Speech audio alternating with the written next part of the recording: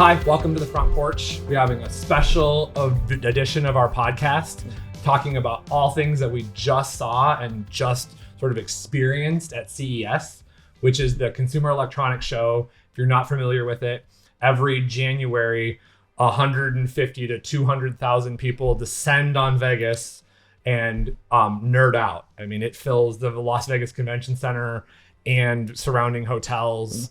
There are thousands of booths, thousands of pieces of technology, and it is one of the more unique trade show experiences because you see what's cool now, what sort of that trend is going in the future, and also just some really crazy, wild ideas.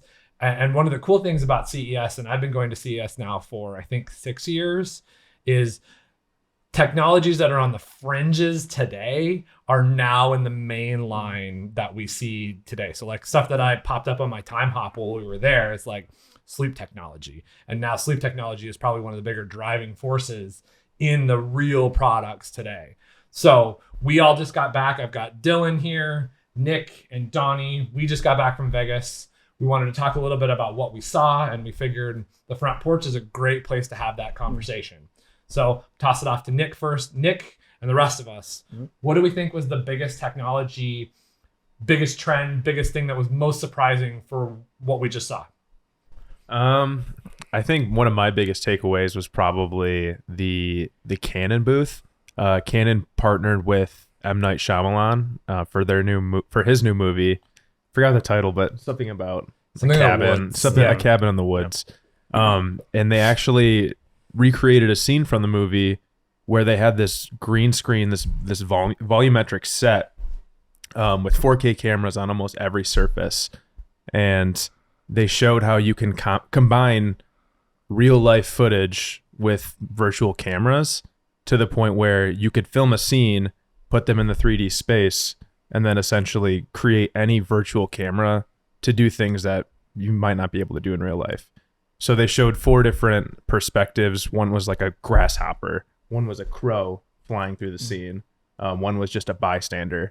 So just really cool, showing the future of how we could start, how it's already happening and how it might become more normal for other people to be using this production technique. But yeah, that's probably one of my biggest takeaways. Awesome. Cool. Dylan? Yeah, I think for me, it was the sustainability floor. Like that was one of the most innovative things that I walked through. One specific being John Deere. We walked through that on the last day, me and you, and this foot beam was like 120 foot beam, and on it are these like weed sensors. So like as their John Deere tractor is going down the corn rows, it can sense ahead of it the weeds to spray. So instead of a blanket spray over top of the crop, it saves the farmer all of his inventory in spray. So it still has 2 tanks on it, but he's able to then save a lot of money by using this AI system or whatever that was for that detection. Yeah. It was something that they're rolling out this year. So this last year was the first year with 12 different companies. And then actually now this year's going to be the first time that they open it up and actually launch it to the entire nation. Yeah, and it's just that cool, like sensory, it's so cool. Machine learning, vision technology, and it's not just a blanket. It's spurt this. It needs this kind just of thing. Just a quick here. little like this zap kind of thing here, water here, weed spray here. Just less overall usage, but also just the technology built in. It was so cool. We'll just kind of continue down the line. I think for me, the biggest thing that I saw that I think will be the biggest trend going forward is in self-sufficiency. You know, there were so many battery technologies. There were so many specialty gardens, so many platforms for making your own food, making your own world, keeping your own power, just that trend of self-sufficiency. I mean, it definitely was from COVID. You know, all of these products were thought of probably 2 years ago, or the majority of them were 2 years ago. It takes a while to get a product to market, takes a while to get that strategy. So we're starting to see those ideas that popped in people's heads when they were stuck at home, you know? So it was that through line of how can I be more self-sufficient around me, but also still have the comforts and technology and the things that I'm used to. That I think is probably going to be the next big sort of wave, and us as content providers, we can tap into that and sort of develop around that sort of perspective of what is our customer going to need, what is our customer going to need to feel that sense of safety, to feel that sense of self-reliance, to be given that ability to sort of move less as a herd and more as a what do I need immediately around me. And that's what I definitely saw in all of the different halls of CES. Yeah. For me, it was probably, I mean, it was all over the hall, but like AI and automation was like a huge thing at the CES. I mean, we were seeing things from AIs being created of people who might have passed away, and So that was weird. kind of, it was kind of nuts. crazy. Yeah. To automation of like taking like Roomba style technology but applying it to like lawn care, and we saw like an automated snowblower, And, like, which we were really leaf excited blower. about. Right. Yeah, we were really Those excited about the lawnmowers. snowblower, but I don't think anyone else was like as excited. You know, us being in Michigan and everyone else is like, well, this is Nevada, and a lot of us are from California. That's kind of whatever. But just seeing all of that automation and AI just like growing exponentially. You and I had a pretty long conversation about it when we were in Vegas about just AI being everywhere. So we just saw what was the biggest trend thing like that, or the biggest thing that was most surprising. What do we think is, and sort of the top and bottom of this conversation, what do we think is the thing that will die the fastest? Ooh. Like something that was presented that might not actually take off. Yeah, like what is that thing that you're like, oh, that's really cool, or oh my God, I can't believe they did that. Like, because you know, technology is such a fast-paced world. I'd love to know what you guys were like. Well, yeah, I don't know. I don't see that going anywhere. There was so much there. I know it's such an overwhelming unpack. conversation. Yeah. I can start. So one of the things that I think that maybe it's not even something that's going to die, but something that really needs to be worked on until it's mass adopted is the eyes in the robots. You know, I think there's a ton of potential in the robotics, but there's still something to be had in how you connect to a robot. There was a couple robots that we saw in the sort of the, I guess it would have been this expo side lower floor. I mean, there's just so many floors there. Yeah. But it just was still off-putting to me. Like the robots were still like really cool, especially the humanoid facing ones. But I think if we could get better about the eyes, then maybe there would be a little bit more adoption and not so much like, ugh. Yeah, you don't need to look like me. Yeah. and Yeah. look Right. at me. Right. And kinda like blink that and uncanny breathe. valley. Like, yeah. Yeah, right. Like Yeah. area. Yeah, you actually made me think of one where there's a lot of virtual stuff that's still coming out. Like COVID's, you know, it's still around, but it's not as severe as it was obviously 2 years ago. And I don't think the virtual space is going to be as strong. Like the whole metaverse Right. thing. I honestly think the metaverse is a fad that's going to die off. Like people are calling like games like Fortnite the metaverse, and I'm like, it's a video game. Like I love playing video games. I love Fortnite, but like I don't think we're gonna get to that point where it's going to be like every day is spent on a virtual space with a VR headset where we're all interacting with each other. I think there's going to come a point where that disconnect is going to happen, and all of us are kind of be like, actually, nah. If we go down the path of WALL-E, where you're in a little pod and your food is handed to you and you're just floating around, that's the scary version of Metaverse for me.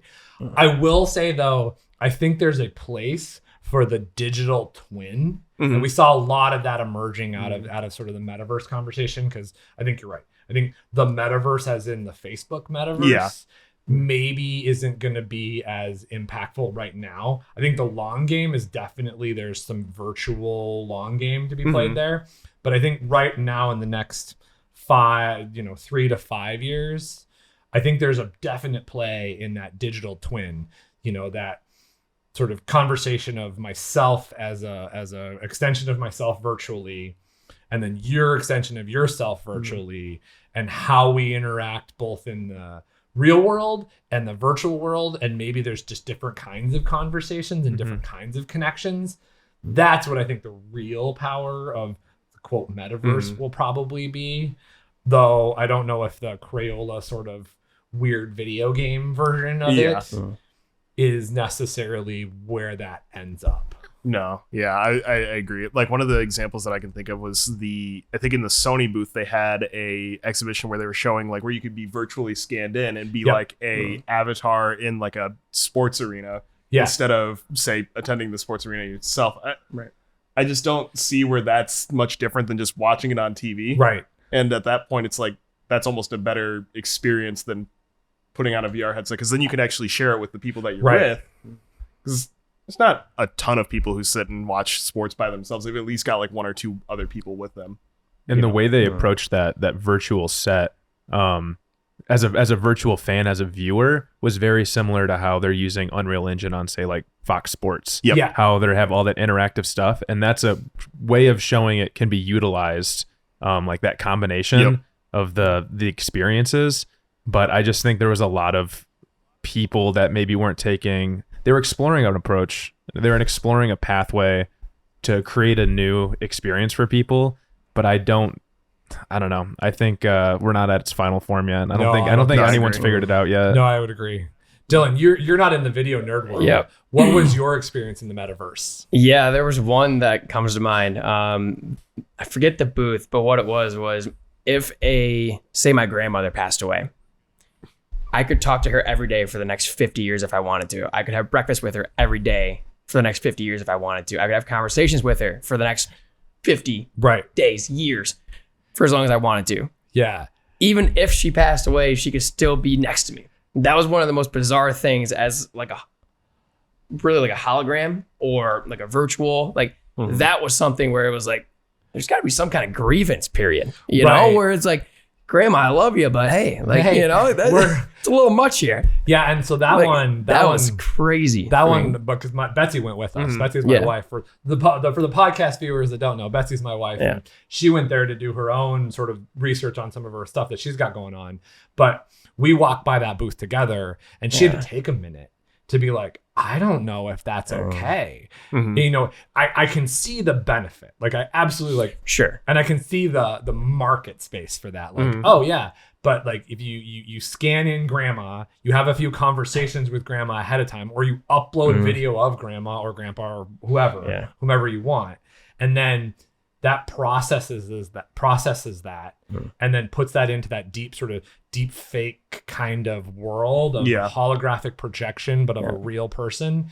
And it would be a very interesting research case because, like you mentioned, the conversations are there, and it's visually grandma, it's auditory grandma, it's her mannerisms and all that, but it's a computer processing her speech. And like, how do you, like, when someone passes away, like you have to grieve. Right. I guess it's almost what's the difference between that and almost hiring like a paid actor to play like your loved one who has passed. Or just FaceTiming grandma after the, beyond the like after the funeral. like, hey, it's like, I guess I can see that becoming an unhealthy thing with someone that is hooked on talking to grandma 30 years down, and so at one point you just got to let go, where that scares me. It's a little off-putting, but I can totally see where that may be like beneficial too, because maybe there's some tragedy, and like I'm speaking completely out of turn here on some of this, but like it's very much like the step down to that, like something goes away completely. I've had moments in my life where like it would have been really nice to like have some of those conversations again to help me wrap around what's actually happened. So I can see it definitely has its like pros and cons. Yeah, it would be interesting to see, and again we just go through these booths and see at CES it's this way of like you get top level touches on these booths. You don't dive into anything really too deep on that, and a lot of it's still in development to the point where it's ready to be showcased to the people walking by, but maybe not. It's not ready to be executed to everybody. And it could just die, change, tweak, and all that. So That was deep. There's a lot of like really meta We went there, conversations man. about that. We went there. You know, is there anything that you guys saw that you were like, I need that tomorrow? I think next year CES, when we go, I can see it being everybody is on a battery bicycle.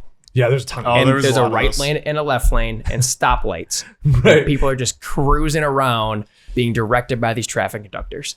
Right. Saying, you go, you stop. You go, you stop. Because everybody, I mean, the right side or left side, depending on where you're from in the world, and there was some elbow rubbing and body checking going on. I can see people cruising around on some scooters inside the convention and not having to walk 20 miles a day. George Jetson.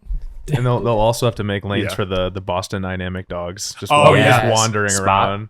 Yeah. Yep. Spot Or- cruising around. Or all the package drones. Yeah. Like just how many package drones, or Ring had the little interior like Sentry drone. Oh, I missed that one. Where like, so Ring, you know, security Yeah. company, the Ring cameras and things like that. They had a little square drone that you could launch from inside. It was inside only. Yeah. But you could launch it remotely, and it could fly around your house and check everything out.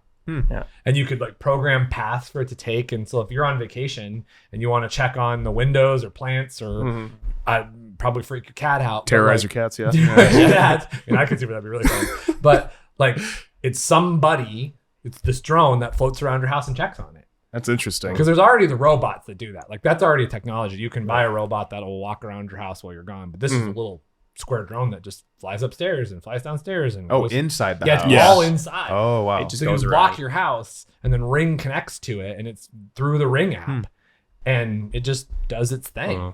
So how long before someone breaks into your house and defense drones start flying out of the walls? Alexa, you know? That's Alexa something attack mode. Mark Roper would Red. do something like that. Yeah. Yeah.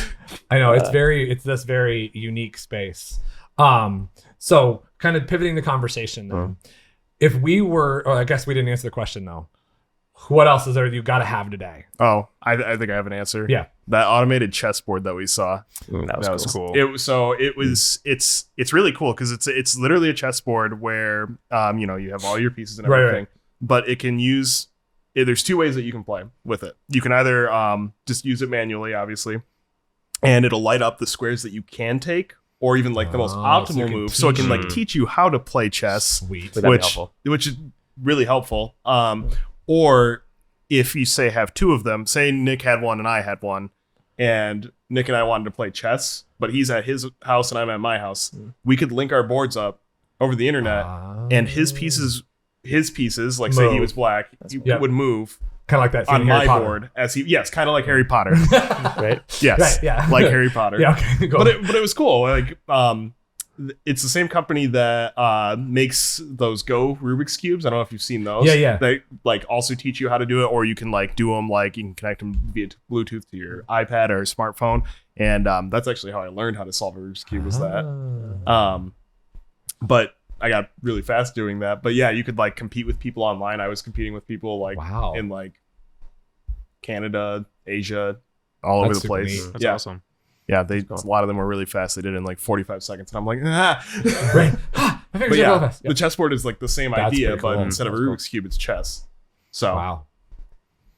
I think mine was I like sometimes on the side with my friend. I like to do sim racing, like Right. F1 Oh, sim yeah. racing. Yeah, you did that. That was cool. Yeah, and they had one that was a little more interactive. I didn't get to try it because I had a roller coaster program playing rather than Right. the race car. But Is that the it one actually with the fans and the controllers? Yeah, and all yeah, that? Okay. It was like one of those like if you're walking in the mall and it's like Yeah. 4D experience. Right. 40. It's got a dinosaur on the front. Yeah. It was like one of those except with an actual racing rig connected to Wow. a PC, Yeah. and it was I can only imagine how much it costs, but I- a fun little activity There you go. at the house. Yeah, Yeah, man right. cave. Yeah. This is my full-on, actuators and everything, and the fans. You'd probably buy a car at that point. Probably. Yeah. Right? You probably could. Yeah. But it's about that adoption versus it's about that like here's the idea, what's the next level, how do we get the product out, and then full-time adoption. I mean, there's so many cool technologies that we're using now that come out of this kind of a show. For me though, the thing that I think was probably the most surprising that I was like, oh man, I want that right now is inkjet printed TVs. Oh yeah, you were talking about that this morning.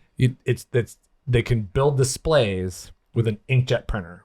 It's not like the traditional like HP printer, but like where it's like the lines on it, but it's that same idea where it like builds it and stacks it. And it was they had like a 43 inch and an 86 inch. Yeah. And just that fast display building for us we're a content production company. So like being able to just be like, oh, we want a screen, you know, not right now, but in the future, we'll just print the screen. Yeah. We just need a screen there. Okay. It's almost good for us I wonder how big, did you see how big the printer was? I know they didn't really show too much of the back end of it. Okay. It was really just like, hey, look, we built this thing with this inkjet technology, and they had like a little square. I think it was with was it Samsung or LG? I don't remember. I think you said it was Samsung. It might have been Samsung. That booth was very specific on who they were letting people in and out because I think they had some pretty cool technology in their back room.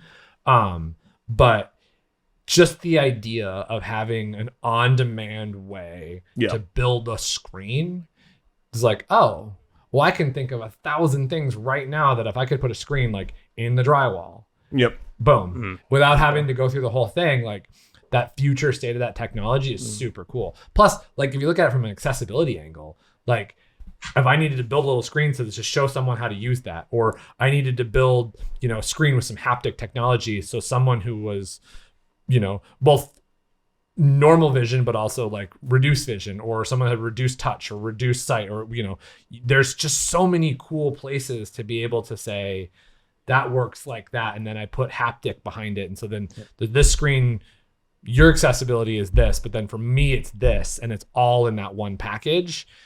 I can see those two coming together really well, and just making it so people can experience things a little bit more equally. Yeah, sure. Yeah. So that's the coolest thing. There was too that one drone that we passed on the last day together. Right. That I just want to fly in. You could pilot it without a license. Yeah, that was crazy. It can go up to like 800 feet in the air. Yeah. Weighs 290 pounds. Yep. And you can buy one and fly it around. Yep. 290 pounds? 290 pounds. It's 300-pound drone. That's it. And it's ready to go. And you can fly it. It goes up to like 65 miles an hour. And you can just rip. You can just get in and go around. Is it for people to get inside of? Yeah. It's a one person personal airplane. It is. It's a quadcopter that rotates blades. Yeah. And you can kind of go forward. And so it's actually probably more than, I think it's, I don't remember. Who was it? I took a picture. I don't remember that. But it was just very much like there's all of the brands just are smashed to my head. It's like, I was just picturing you flying a 300-pound drone around, and I was really terrified. 60 miles an hour. No, like you just get in, and it's got two controllers like flight sim, and you can just go. And they had this whole like you go camping because it could carry a payload, and you can throw your tent and some food, and you park your car, you get it off the trailer, and up the hill you go. You know, that was 100% like, yes. Yep. Need that for Christmas. I need that for Christmas. Hey, your hover car. Right. Right. So one of the things I think that CES does a really good job of is showing what's going on in the sort of trade show display experience world. You know, we do a lot of content around how do we showcase products. I'd love to hear your guys' perspective on what you thought worked, what you thought didn't work, what pulled your attention the best execution of the booth. I mean, it's a little bit of a different conversation than the nerd conversation, but use your expertise as what was like that killer booth, or what was the best experience you had, or who had the best like way to get your attention, and then let's talk through that a little bit, because there's a couple out there that were just incredible. And I would say that from all my experiences at CES this year was by far the best booth experiences yet. There were a ton of different booths that just like did a ton of different things. Most of them were like interactive. Yep. I think probably the one that pulled me in the most was probably the Canon booth, honestly. Okay. There was a giant cabin in the middle. Nick talked about this a little bit. There were two ways that you could go in. Nick and I went in the back way, which was a little less interactive, but the line for the other way was like crazy long, and it would have been like 3 hour wait. Yeah, it was like a 2-3 hour wait. Yeah. And we were like, oh, we'll just go to the back side. We could look at other things. Yeah. Where they literally sat us down. They gave us each a tablet and some headphones, and we were able to watch through the scene that Nick was describing, watch through all of the different angles that they did, and then watch the behind the scenes as well. while sitting on like a back porch of this cabin, Right. which was just kind of like really cool. So what we need that is for our set for the podcast. It's just a Build cabin. a cabin. Yeah, we just need to build a Exactly. cabin. That'd be awesome. Right. Partner with M. Night Shyamalan. Right. You know. Yeah. Hey man, we shoot on all Canon. Totally makes sense. Give us a call. You can follow us right. Click the link below. We'll be good. Yeah, but Sponsor us. Right. Please. but just the fact that they brought in like real dirt and like turf and these fake trees, it made you feel like you were outside. Yeah. It was really cool. That's what I think is the most drawing thing, because like everyone has some kind of display Flashy thing. Like a thing, call to but action, like yeah. the immersive things were, I think, like the most cool things. What was the company that did we walked into it briefly and we kind of wanted to stay, but there was just so many people. It was like the boat thing. Do you remember what I'm talking about? It's the white one. Was it the EV boat? Yeah. Who was that? With the Honda HD, like the big submarine thing. I think that's what it was. Where I the think it was robot Honda. arms moved the screens. Yes. They moved screens across the product, and the video was timed to the movement. It was timed to the product movement, and it looked like it was exoscan, like it was X-raying, and it showed all the different. Yeah, that one was wild. Yeah, that one was wild. We were only in there for a minute because it was just so packed in there, but like that one was really cool too.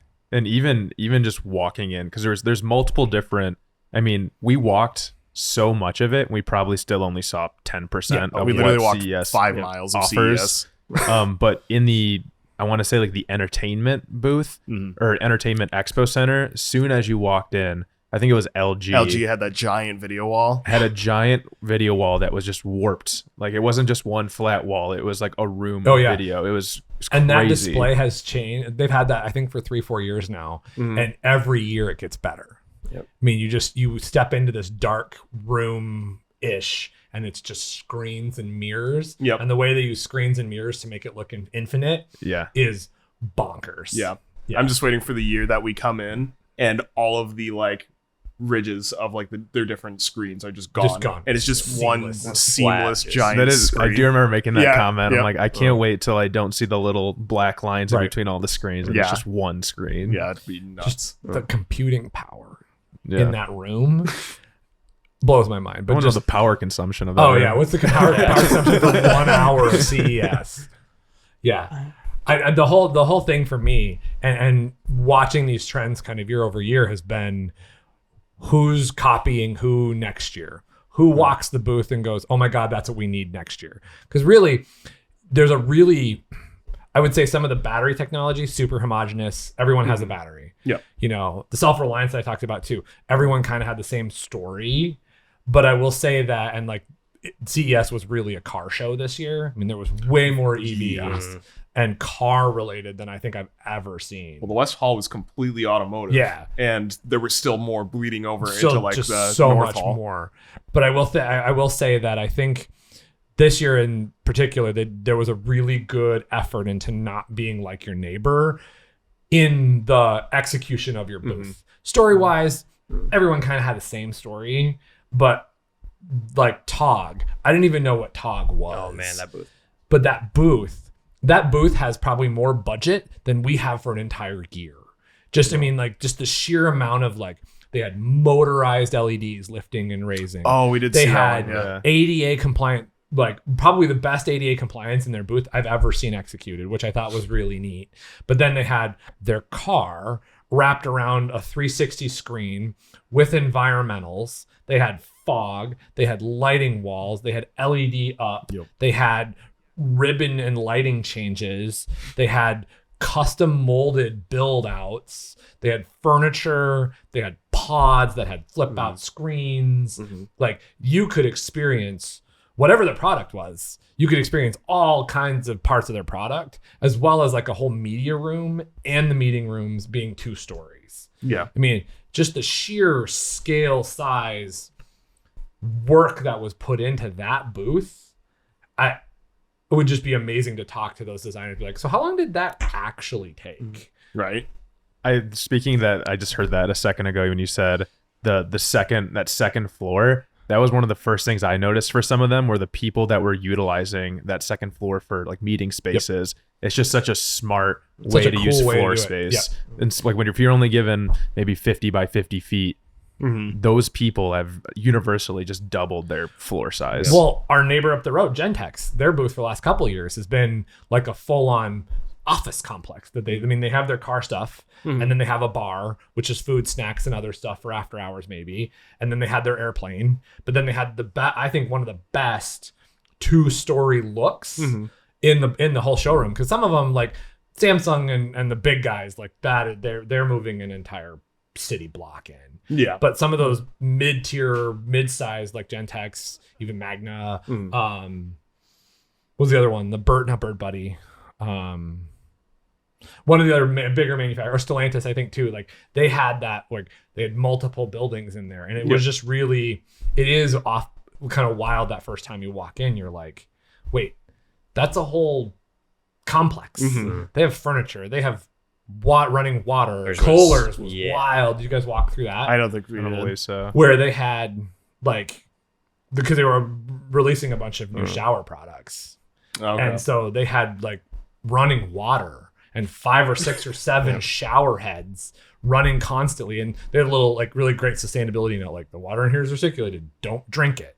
Don't take a shower here. Yeah. Please don't do that. But they had it so like all their shower heads were working, and they had their scented shower product. Yeah. Like you could smell their booth for like 10, 15 booths out, and it'd be kind of like the rats following the cheese there. Like, oh, what is that that beautiful lavender smell? And it brought you right to the Kohler booth.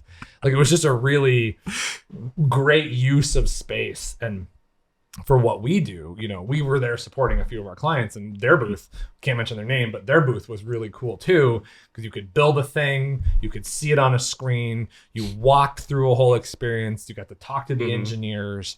I mean, the amount of effort that people have made, I think, is really showed more so this year than ever. Of we're here to tell a story.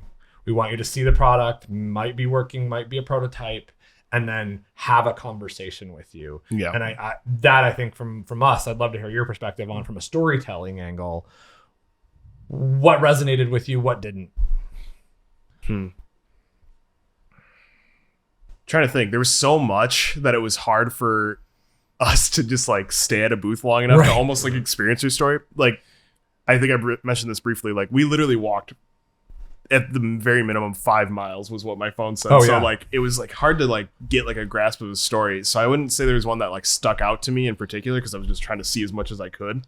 Are you looking it up? I'm looking at what Dylan and I did on Saturday. How many steps?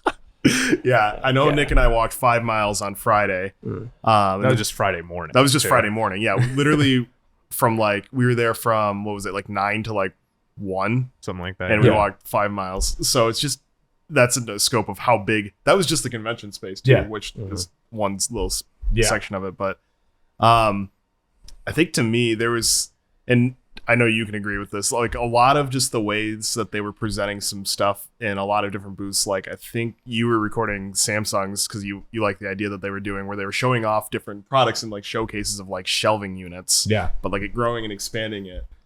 There's just a lot of really creative like graphic and animation use that you and I both noticed. I know you were like, I was taking in a lot of just, I don't know, really cool animation, things I haven't really seen out of anybody. Right. And this was the place to see it all, really. Well, and that's the power of this show. And that's, I mean, honestly, that's the reason why we go. You know, we support clients that we've shown at CES a dozen times with different clients over the last 5, 6, 7 years. But though I think the most powerful reason why we go is though we can see, you know, what other people are doing, but also where the trends are. Where's the animation going? Where's experience? Where does content meet experience meet, you know, technology? And I think that's the real benefit. And then, you know, we have really great conversations on the floor with different companies, seeing what's next, seeing what they're doing, you know, from a non-video perspective, Dylan, because you don't live in this nerd world. Yep. What do you think?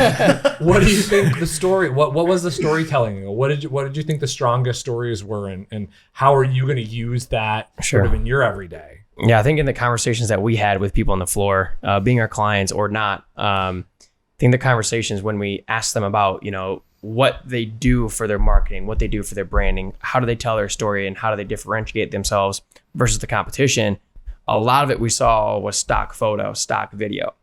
the most impactful that we saw were the actual employees that were at the booth were in the video. So you recognized them right away.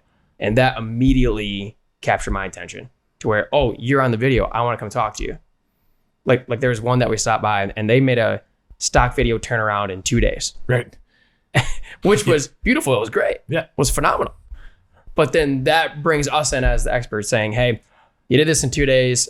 Let us come take it off your hands and let us polish this and make it even better for you.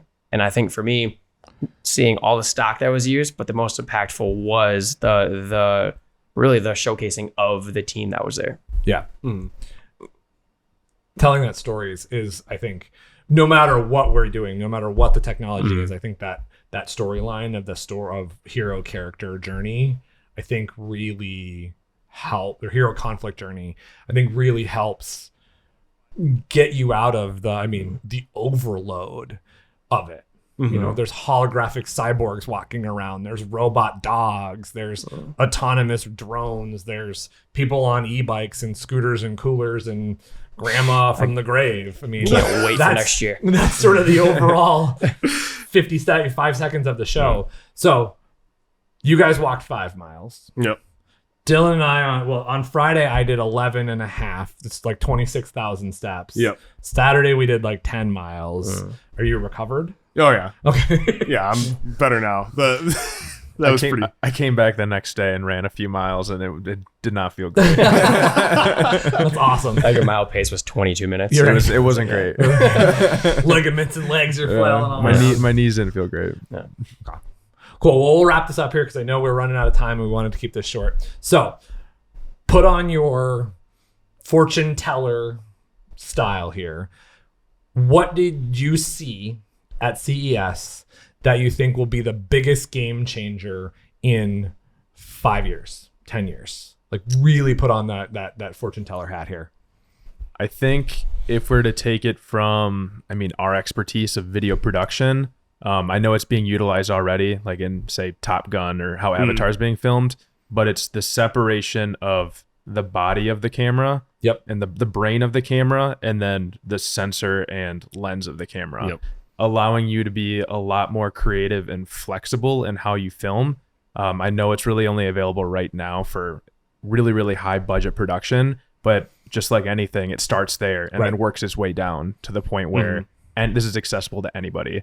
So seeing that in person was really, really cool after being able to watch movies that use that technology. Right. Yeah, they almost took like that GoPro idea and just like, we're like, well, how do we make this the highest quality we can? And it's like, well, what if we, separate them? It almost looks like they put a hose on it. It's like a really thick big cable. old down cable. Yeah. And Donnie and I were talking as we looked at it. We're like, how is it just now that this is being talked about as a thing to do? How are we just now getting to this point? It's genius. We didn't need to do it the way we've been doing it as long as we have. Just simple things that really like taking an extra mile. Yeah. How about you, Dylan? Put on your crazy fortune teller hat. What do you see 5-10 years as being the biggest impact from this year's CES? I think the most impactful booths that I remember were the ones that were the most attractive, being not so much of a poster, but I think it's going to become contagious in the fact where everybody's going to have an LED wall or a big TV screen that portrays their product to where you can interact with it live time. There was a lot of AI. There was a lot of things where you approached it and you said, hey, come play with this. Okay, I think everybody's going to have that in a sense in 5 years to where here's a prototype, but now you don't have to use this prototype. You can come and take it apart really virtually. I think that's going to be something in 3 to 5 years where everybody's going to have that at their booth. Yeah, the holographic. Yeah, and just kind of like take it apart, put it some gloves on, or maybe not gloves because there's sensors in there that you can like, I want to do this exploded drawing and I want to change this color. And definitely that's for sure. I can see that. The Iron Man style. Yeah, the Iron Man style, like Jarvis. Just do this, and then just print it. Yeah, I think more people are going to have that for sure. Yeah.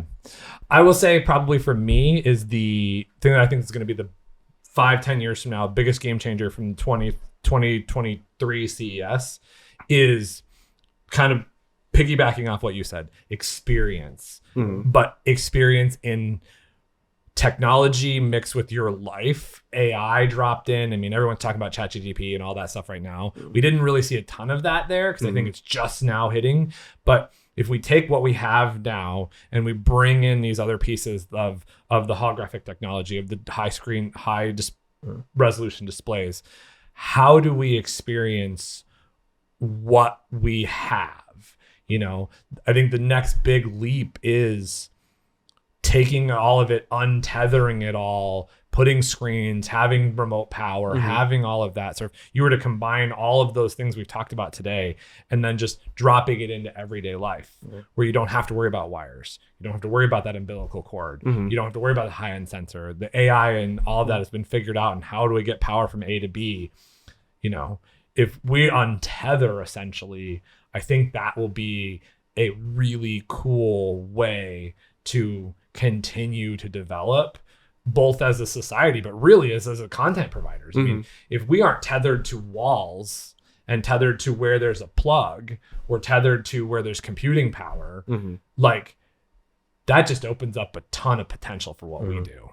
Telling stories untethered is sort of, I know I'm sounding like one of the speakers on the stage there, but like that to me is just really exciting because it opens up to having a screen here and a screen here and this flexible piece here and this inkjetted thing here, and don't have to worry about how it's powered. And you walk somebody through that experience in an office or at home or in a product demo or both virtually and in person. You just have so much opportunity to influence in a certain way. There's a certain call to action influenced by, but also just in humanizing it, because I think we're starting to blur those lines of that's a thing, I'm a thing, we're different things.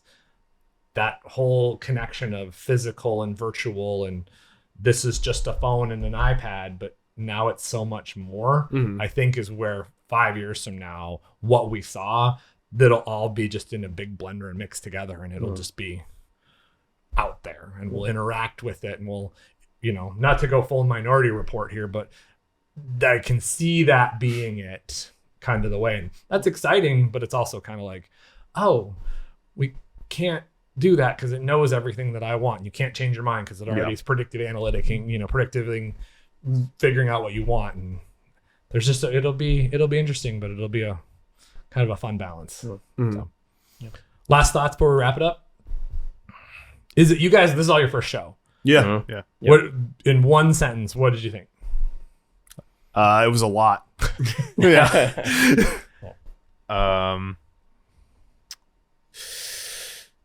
I don't even know. Maybe just a lot of H's in a period. Right. No, just mind blowing. All right. Well, with that, say thank you for joining us, and we'll see you on the next one. Now, get off our porch.